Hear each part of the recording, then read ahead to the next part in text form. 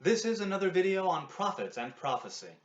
In the book The Year of Living Biblically by A.J. Jacobs, I'll put a link down there, the author sets out to live according to the Bible, straightforward, for a year. He goes into the New Testament and the Old Testament, he speaks to priests and rabbis, he goes to Israel for a time. One of the people he meets at the beginning of his journey tells him, don't forget about the prophets. And I dig this, I really do.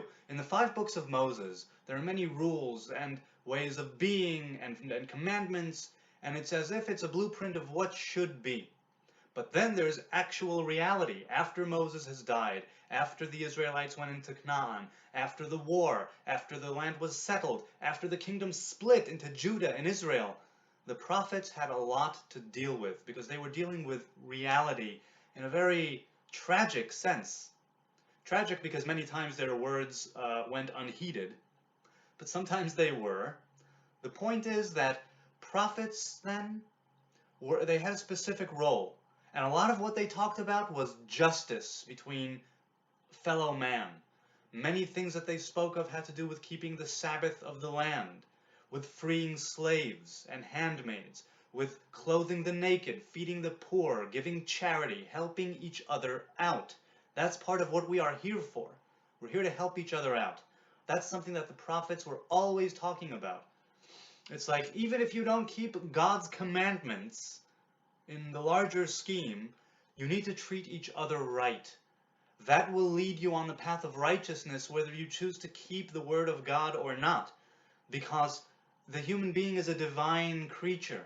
When you treat other people properly, you are able to manifest the divine from within you and to accentuate their divinity by giving them things that they need, by counseling them, by helping them, and not just with material things. I'm talking about giving people good advice. I'm talking about helping people by listening to them. The prophets were likened to someone who is on top of a mountain looking out where there is a maze underneath and a lot of people running to and fro looking for the exit.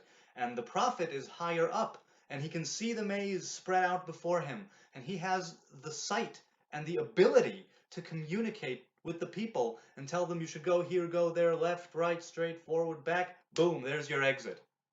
The prophets were individuals who didn't only speak of justice, they also prophesied doom and destruction and deliverance and many things that have yet come to pass.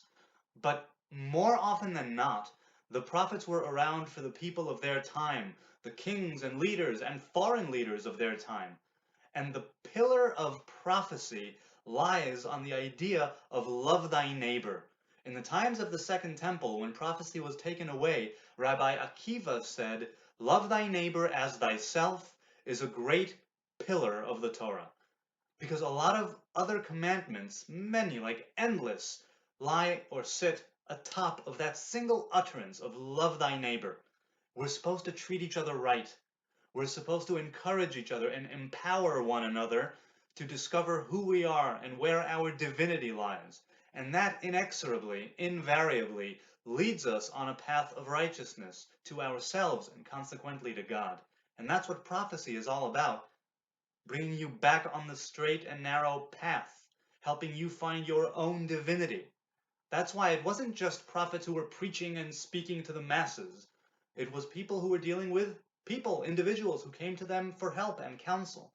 And we're all meant to be prophets. We all have that ability. We all have something that we do that nobody else does, something we know that maybe nobody else does.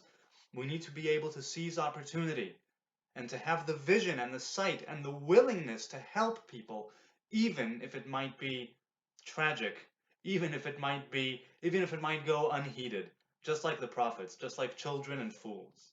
Let's have a good one.